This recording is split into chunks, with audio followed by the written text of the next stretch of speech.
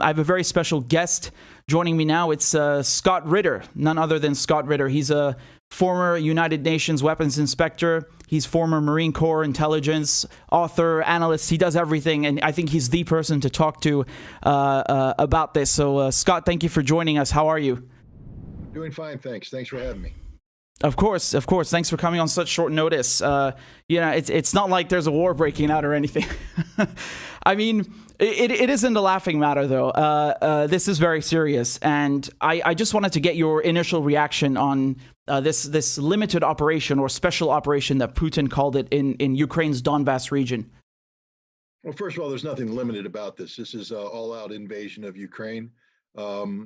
We've already have reports of Russian troops taking the city of Mariupol. It's supposed to be the hardest fought. That's where the Azov battalion is. Less than an hour, the city fell. Russian troops have landed in Odessa. Russian tanks are pouring out of Crimea and pouring down towards Kharkov, and it's all over. I mean, this is a massive operation, and the Ukrainian military is not up to the task. Right now, I feel bad for these guys because they've been led to believe that they can fight the Russians. They've had NATO trainers there. They've received so-called lethal weapons. Those lethal weapons were in warehouses. Those warehouses are destroyed right now. I've just watched the explosions. They're gone.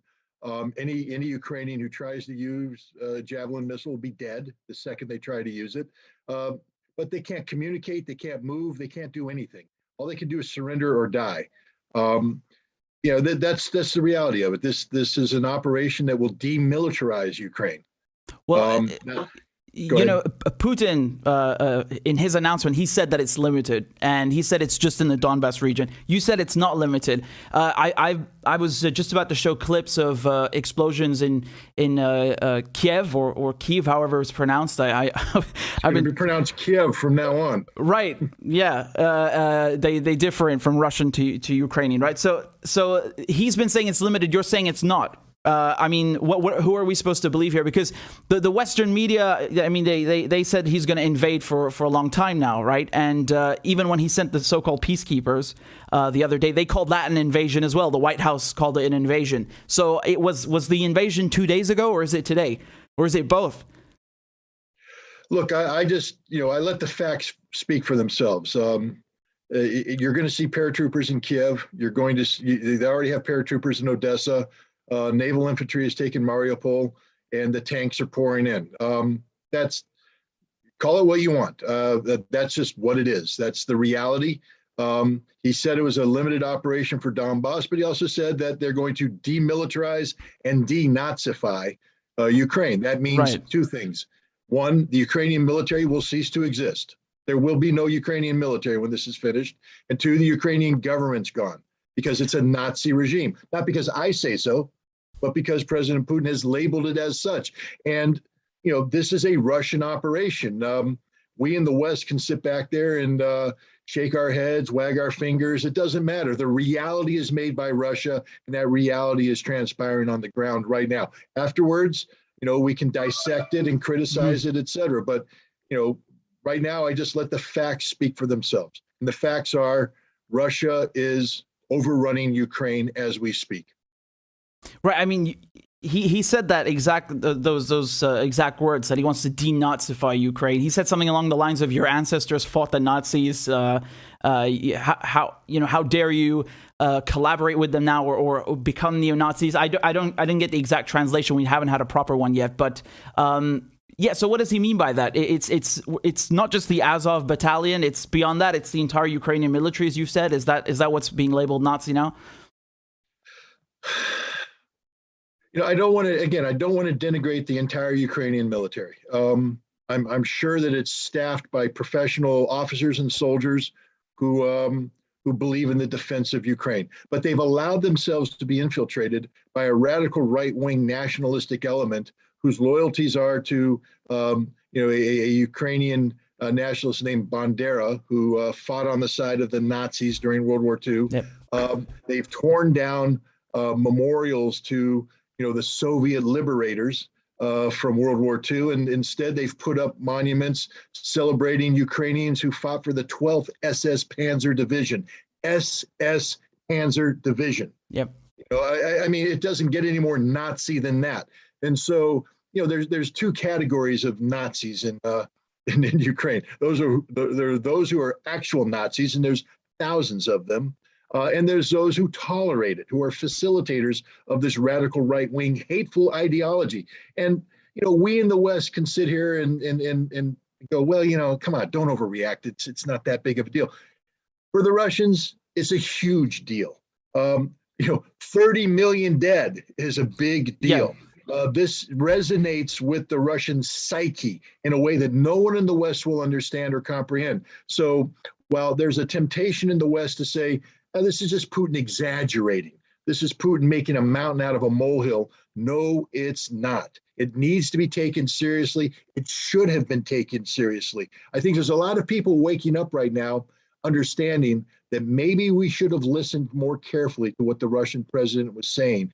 And had we listened and taken action, this war could have been prevented. But now it's too late. The war's on, and Ukraine as we know it is never going to exist again. Well, I mean, that SS division that you were mentioning, I know of it because they massacred a village in France, right? Oradour.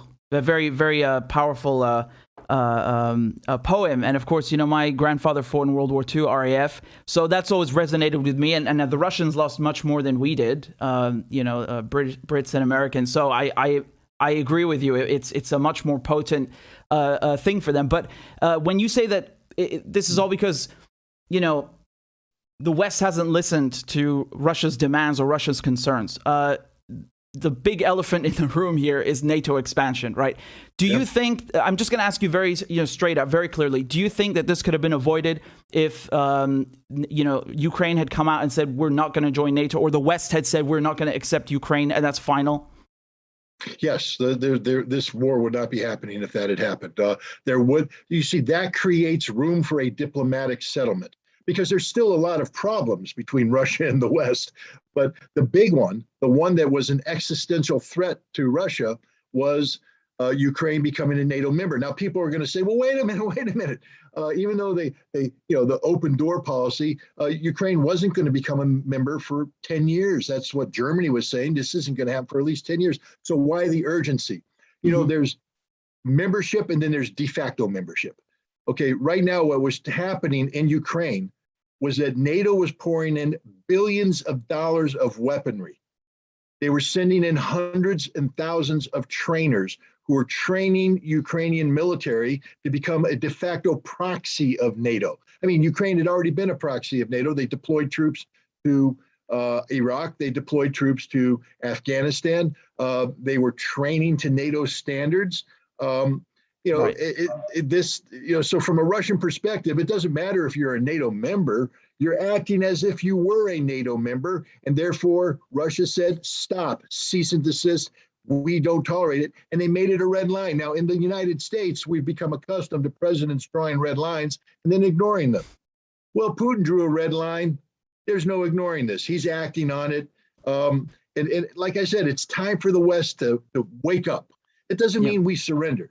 I mean, the last thing anybody should do right now is say we're going to give Russia everything they want, because that's not how you react after something of this magnitude.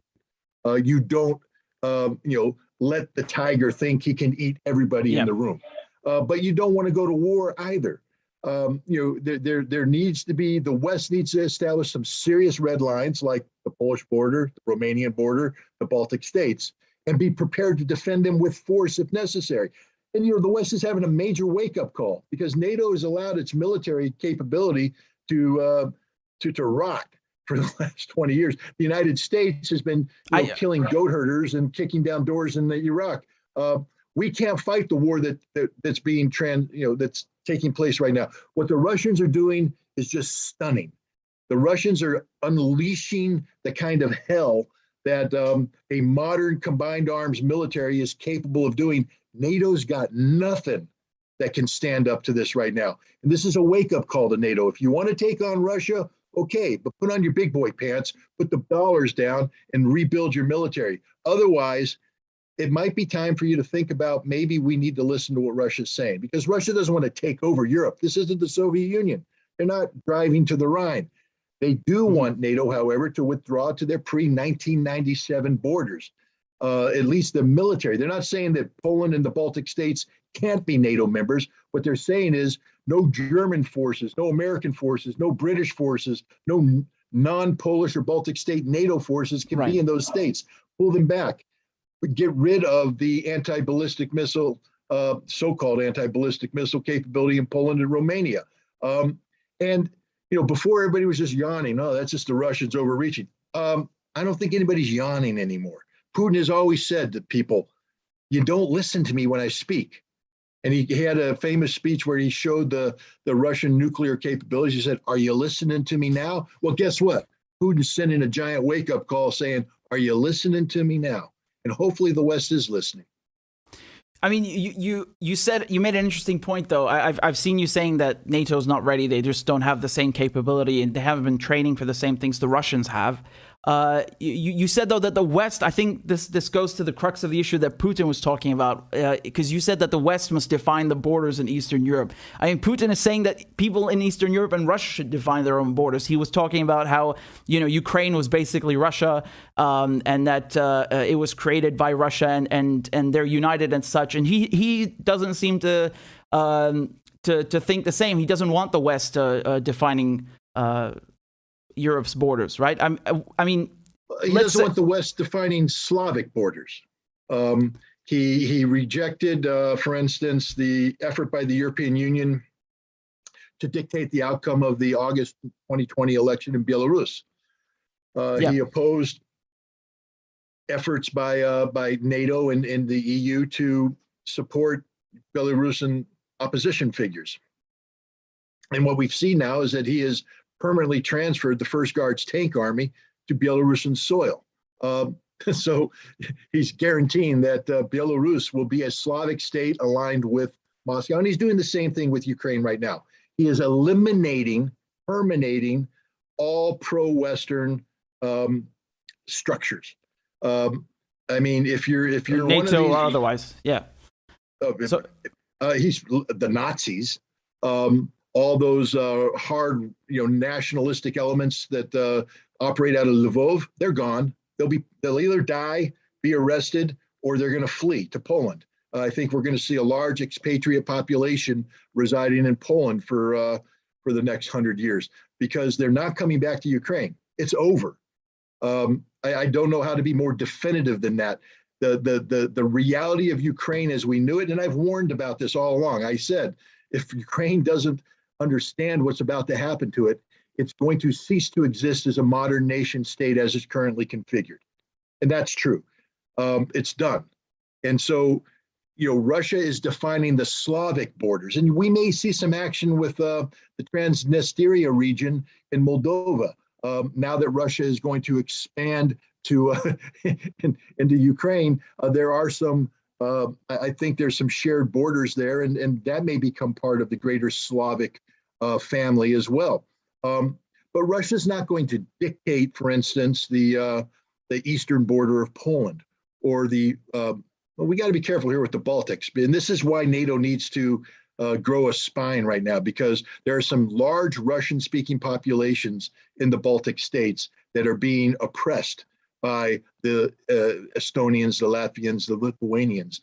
And, Russia may feel emboldened by what's happening right now and seek to flex its muscle up north. That gets a little bit more dangerous and tricky. And it's important for the West, for NATO, not to show too much weakness, because right now they're just impotent. I mean, this is pathetic. This is truly pathetic. And I'm glad, because I don't want a war between NATO and Russia. But the fact of the matter is, we've got this transatlantic alliance that's been walking around as if they're the big man on the block, and we find out really they're just pathetic. They're an overweight little pudgy bully in the recess yard who is finding out that just about anybody can kick his butt. Well, I mean, I was talking about this before, that the Soviet Union doesn't exist anymore. So, I mean, NATO's original purpose stated or otherwise, is kind of defunct now. But just getting back to what's happening, I mean, what's unfolding right now as we're speaking in Ukraine, you were saying that it is an invasion. The Russian military is saying that they're only doing targeted strikes.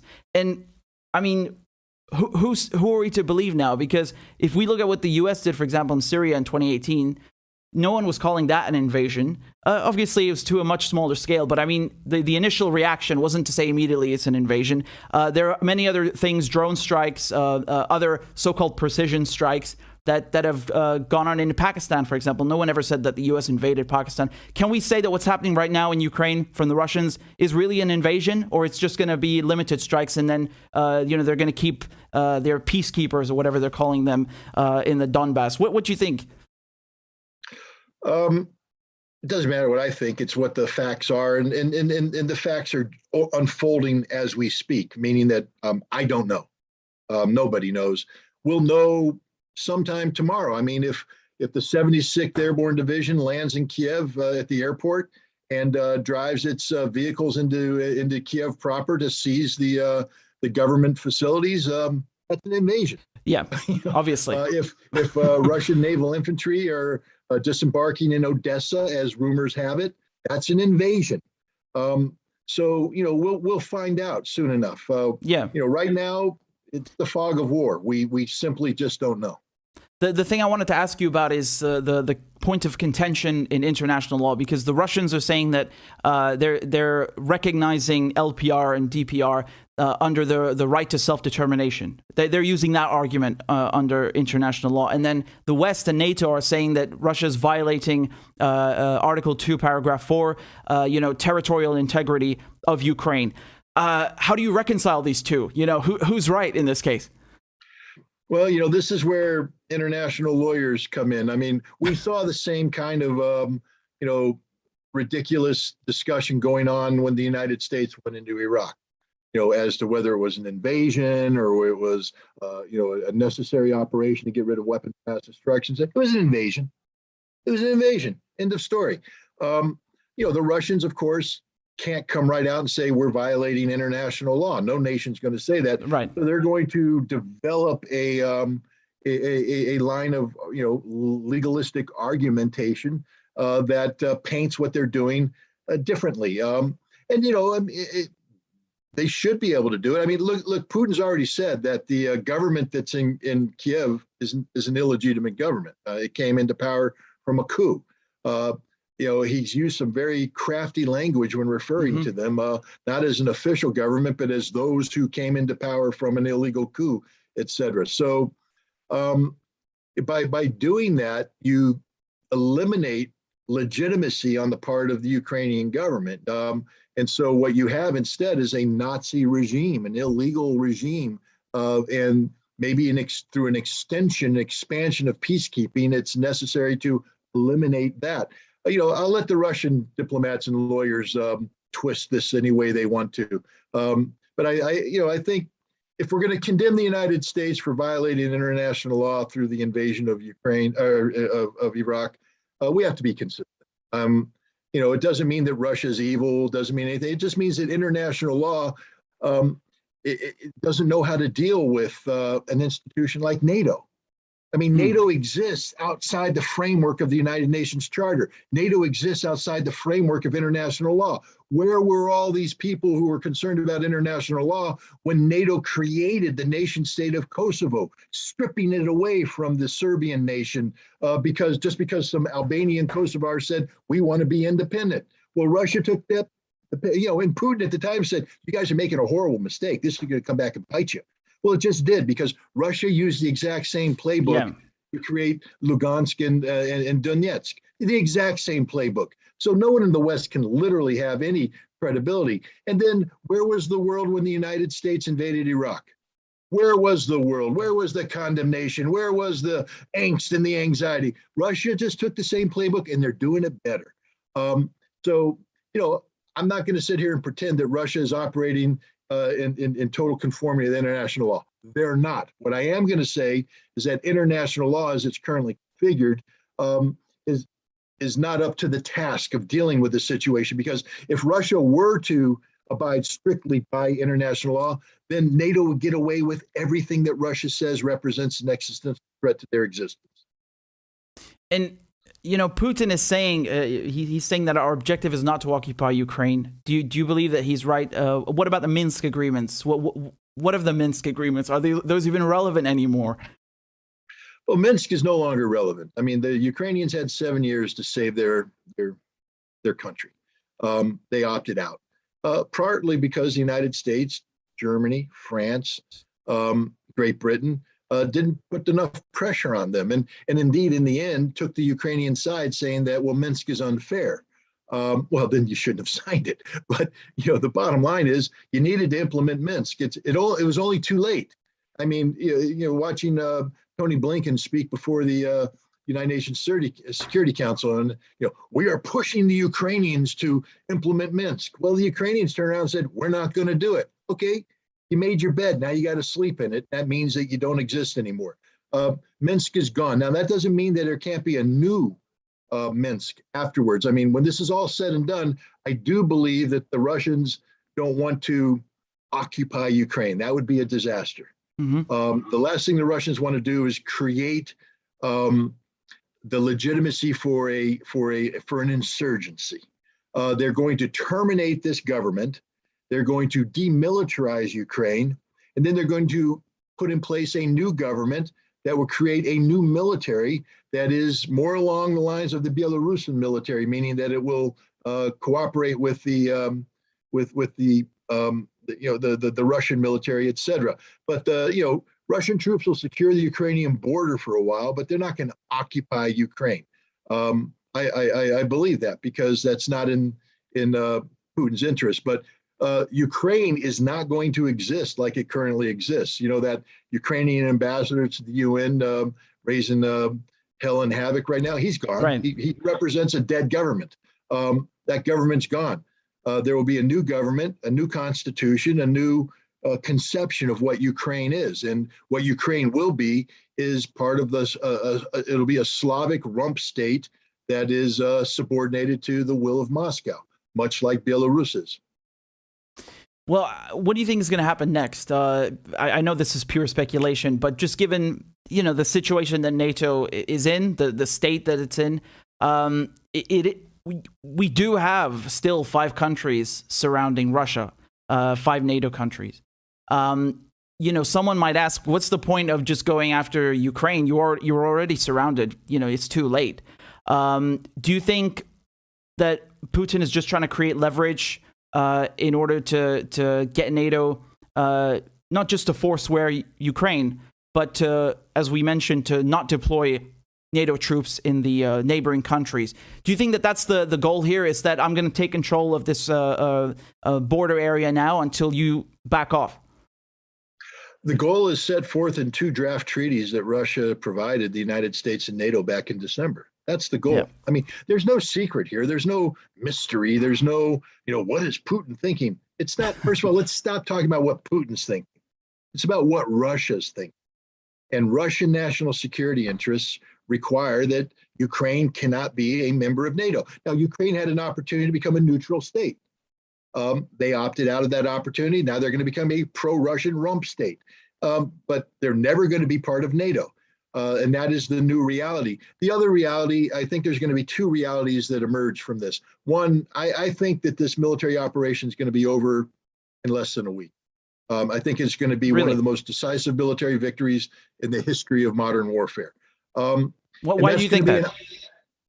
Because the Ukrainian army can't fight and the Russian army is vastly superior. The Russians have a plan, they're acting on it, and it's unfolding at lightning speed. So this is going to be over in less than a week. That's my opinion. Now, you can call me back in a week when the Russian army's bogged down outside of Dnipropetrovsk and the Ukrainians have launched valiant counterattacks surrounding the 20th Combined Arms Army, taking thousands of Russian prisoners. Okay, then I'll eat my tie. But I don't think that's going to happen. Right now, as I've said, the Ukrainian military can't talk. All their communications are jammed. All their command posts have been destroyed. The soldiers are cold, alone in the field, and surrounded. and they're either going to die or they're going to surrender. That's what's happening right now. We're either seeing a lot of dead Ukrainian soldiers or a lot of surrendering. And I'm betting you a dime to a dollar that Russia's going to process far more prisoners of war than they're processing dead Ukrainians. It's over. And because this is going to be such a decisive, one-sided battle, NATO is going to wake up to the fact that, we can't talk about military confrontation with Russia. We can talk about defending ourselves, but we need to recognize that in order to challenge Russia, we will have to spend hundreds of billions of dollars that we don't have. We don't have. NATO is stopped spending money on defense. And the other thing they're going to realize while this debate about rebuilding their military capability is unfolding, these sanctions are going to be kicking in. And some of these sanctions are going to target, Russian gas. If they shut off the SWIFT banking system, as soon as they shut off SWIFT, Russia shuts off gas and oil. That's something I wanted to ask you about. It's all over for Europe at that point. I wanted to ask you, what do you think the military response, but also the they like to call it non-military, the sanctions? What is the response going to be now from the Biden administration, from NATO, and the West in general? They certainly are not going to start sending U.S. troops there, are they? No. I mean, you hear some ridiculous talk about, from the Ukrainian ambassador about NATO invoking Article 4, and and he wants NATO to come to the rescue, even though they don't get Article 5 protection. The collective defense. Article 4, they can deploy NATO troops to protect a friend and ally. Just not going to happen. NATO is going to realize that to rebuild their military is going to take a lot of time and a lot of money. While they're having that discussion, though, they're going to be implementing additional sanctions. There's no doubt in my mind that tomorrow today we're going to see a tremendous number of very serious sanctions being imposed. And given the gravity of the situation and the decisiveness of the Russian action, I think we're going to, the SWIFT, shutting down SWIFT may be on the table. It's a suicide pill, though.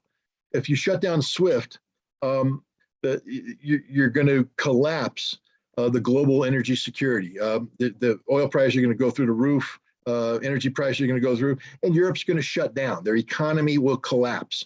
I think you're in Vienna, Austria, right? You see the UN behind me.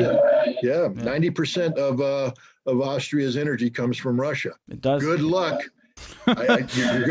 Your power plants are going to shut down, and you're going to be living in the dark. It's going to be the cold ages. Germany's going to freeze. The winter ain't over. And then it's not just that. People say, well, it's only 40%. Well, I mean, you take away 40% of capacity in a Western-oriented economy where everything operates on a razor-thin edge of efficiency. There is no fat in the West. They produce things, they bring it to market, and they put it on the shelves, and it's sold. And then they produce it again. If that system gets disrupted, supply chains break down, and nothing works. Nothing's going to work in Europe very soon if they implement these sanctions. And Russia has been preparing for this for years. They've lowered their debt. They've built up their reserves. They have gold reserves, foreign reserves. Their sovereign fund is vibrant, and they've started working with other nations to have economic relations that bypass SWIFT. So it's just the West that's committing suicide by doing this. And so I think Russia will be able to wait out the sanctions. And the interesting thing about Europe is there's all these democratically elected officials right now who are destroying the economic well-being of their constituents. James Carville, a famous Democratic presidential consultant, said when Bill Clinton was originally running for president, it's the economy, stupid. That's all a politician needs to worry about. It's the economy. You have a good economy, you get reelected. You have a bad economy, you're out of office. Well, all of these democratically elected officials who have opted to go down the path of sanctions are going to be voted out of office because they're destroying the economic well-being of their constituents, and their constituents are not going to be happy. This was a war that could have been avoided had the West not been stupid and stubborn and inconsiderate of legitimate Russian concerns. It's not me being pro-Putin, pro-Russian. One only has to refer to the 2009 memorandum written by William Burns, then the U.S. ambassador to Moscow, today the CIA director. He wrote a memorandum after the 2008 Bucharest summit, where NATO invited Ukraine and Georgia to become members. And he wrote it, it said, "Niet means niet," meaning no means no. The Russians said, no, this is a red line. And he said, this is serious. The Russians are dead serious about this. And it's a legitimate concern. That was the other thing he said. You know, we should not give this short shrift. We should pay attention to this because this is a red line, which if we ignore will come back to haunt us. He said that in 2009. People should have listened to him, because had we listened to him, we wouldn't be in the situation today. We wouldn't have sought to invite, you know, people have to feel sorry for Ukraine and Georgia. They've been dangled the false promise of NATO membership. They will never be NATO members, ever. They don't qualify, and Russia will never let it happen. And so NATO, instead of recognizing reality, speaks of an open door policy. There is no open door policy. Read Article 10 of the NATO Charter. Article 10 says that if a nation in Europe qualifies for membership and applies for membership, then NATO will consider it only if inclusion improves the security of the NATO alliance. There's not a single person who can articulate how Ukraine and Georgia's membership in NATO improves NATO's alliance, especially when Russia has said, if you do this, it'll put us in conflict with you. So this is just a falsehood that's been propagated by the Secretary General of NATO, by Tony Blinken, by Biden, and by others. There is no open door policy. It doesn't exist. It's a fiction. Had NATO simply done what its charter tells it to do, they would have reflected on the fact that neither Ukraine nor Georgia improves their security posture. Therefore, they will be precluded from membership, even if they resolved, for instance, their internal territorial problems, which exclude them from consideration right off the bat. I mean, as long as Russia's in Crimea, theoretically, Ukraine could never be a member, because the second Ukraine becomes a member and they seek to resolve their territorial conflict, Article 5 kicks in, NATO finds itself at war. This is why neither Georgia nor Ukraine improve the security posture of NATO. It's just a false premise. And Ukraine has been sacrificed on this hill. I mean, it's sad. It's very sad. Yeah, it's certainly been used as a pawn, you could argue, and that's kind of putting it mildly. Just as a last question, Scott, I don't want to take up too much of your time, but what do you think of the way that NATO has been, interacting with the world? Because honestly, if you look at the most recent accomplishments, it's provoking a Russian incursion, invasion, whatever you want to call it, into Ukraine. We'll see in the morning. Destroying Libya, Syria. A lot of people think NATO should be abolished at this point because the Soviet Union doesn't exist. It doesn't serve any purpose. Do you agree with that view? 100%. I mean, NATO lost its reason to exist when the Cold War ended, when the Soviet Union collapsed, when the Warsaw Pact disintegrated. There was no reason to have NATO. Its reason for existing had disappeared. But instead of recognizing this and doing the right thing, and abiding, for instance, by the promise they gave to Gorbachev, the Soviet president, that Gorbachev said, guys, never forget, I got 400,000 troops in East Germany, and I can stop German unification on a dime. If you want to go down that route. But I'm in favor of stability, so I'll go along with German unification. I'll withdraw my troops, but if I do so, you have to agree not only not to bring NATO troops into the eastern portion of Germany, but you can't bring NATO troops east of the Elbe. You can't go into Poland. You can't do this. And he was given assurances, and everybody said, well, it's just verbal. We now found out it's in writing, that this wouldn't happen. So right off the bat, we have an expansive NATO. Now, NATO says that's okay. You don't be worried about an expansive NATO because we're a defensive alliance. Really? Then why did they bomb Belgrade in 1999? There was nothing defensive about that. That was offensive military action against a Slavic state. Why did NATO send a training mission to Iraq in 2004? Why did NATO members participate in the illegal invasion of Iraq in 2003?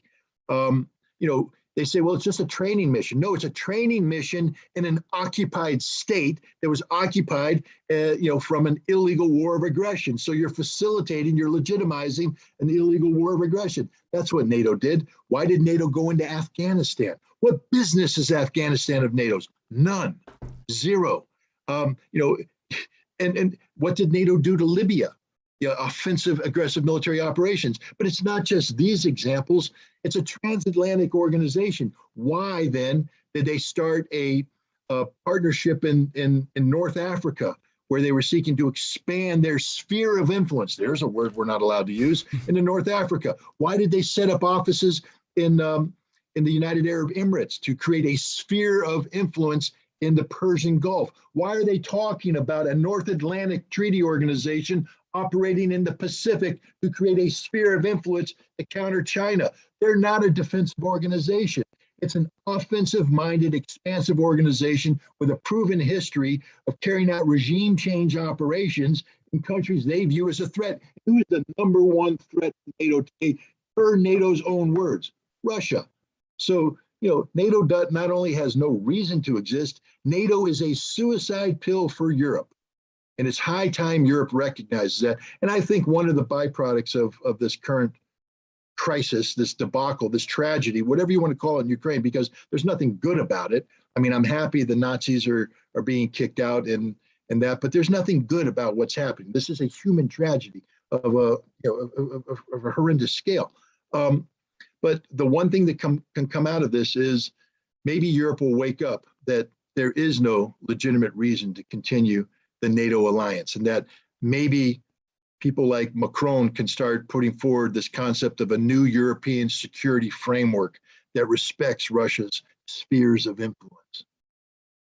Well, Scott, you put it very meticulously. Thank you for coming on the program on such short notice.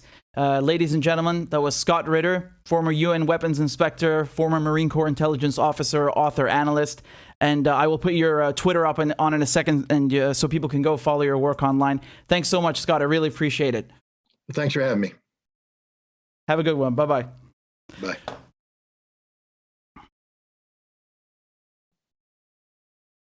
All right, guys. So we'll be continuing the program. I'll take it from here. Again, that was Scott Ritten. I'm going to put up his social media so you can go follow him. He's really great.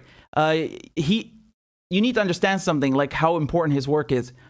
When the U.S. was trying to invade Iraq in 2002, 2003, and they were seeing Iraq as weapons of mass destruction, the reason we know that Iraq didn't have them anymore is because he was inspecting Iraq. Scott Ritten, who I was just talking to, right? So he was the UN weapons inspector in charge of making sure that Iraq had disarmed. And then Colin Powell goes to the UN and lies, of course, and says Iraq has failed to disarm.